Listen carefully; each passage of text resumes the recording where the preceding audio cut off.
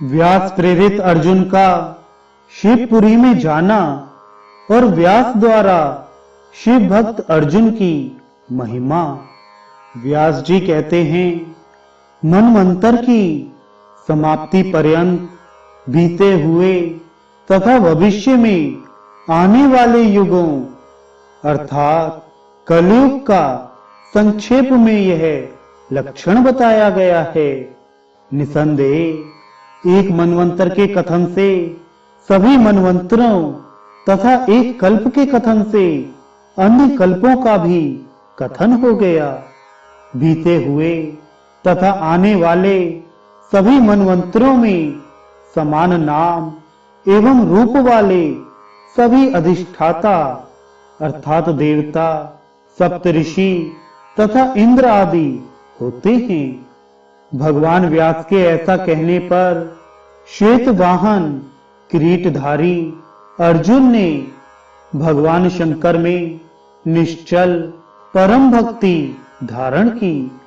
उन्होंने उन सर्वज्ञ सब कुछ करने वाले साक्षात विष्णु के रूप में अवस्थित प्रभु कृष्ण द्वैपायन ऋषि को नमस्कार किया। शत्रु के नगर को जीतने वाले तथा विनीत उन अर्जुन को व्यास मुनि ने अपने दोनों सुंदर शुभ हाथों से स्पर्श करते हुए पुनः कहा, शत्रु के नगर को जीतने वाले अर्जुन, निश्चय ही तीनों लोकों में तुम्हारे समान शंकर का भक्त कोई दूसरा नहीं है। तुम धन्य हो, अनुग्रहित हो। तुमने सभी और नेत्र तथा सभी और मुख वाले सारे संसार के गुरु सर्वेश रुद्रदेव का प्रत्यक्ष ही दर्शन किया है। शंकर संबंधी दिव्य ज्ञान तुम्हें यथार्थ रूप से विदित है। स्वयं सनातन ऋषिकेश ने प्रीत पूर्वक तुम्हें सब बतलाया था। शीघ्र अपने स्थान को जाओ, तुम शोक करने योग्य नहीं हो।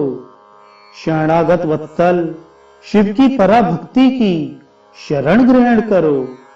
ऐसा कहकर वे भगवान व्यास अर्जुन पर कृपा करके शंकर की आराधना करने के लिए शंकर की पुरी को चले गए। पांडु पुत्र अर्जुन भी उनके कहने से शिव की शरण में पहुंचे और सभी कर्मों का परित्याग कर उनकी भक्ति में ही दत्त चित्त हो गए।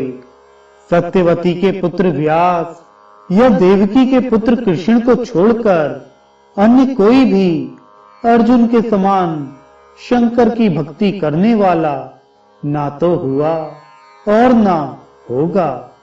उन सत्य स्वरूप धीमान पराशर के पुत्र अमित तेजस्वी भगवान व्यास मुनि को नित्य नमस्कार है।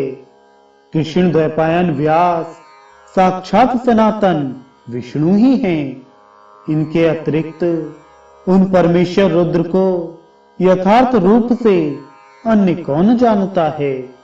इन सत्यवती नंदन पराशर पुत्र महात्मा योगी अव्यय विष्णु स्वरूप कृष्ण द्वैपायन व्यास ऋषि को आप लोग नमस्कार करें। इस प्रकार से कहे जाने पर सभी मुनियों ने एकाग्र चित्त होकर सत्यवती के पुत्र उन महात्मा व्यास को नमस्कार किया।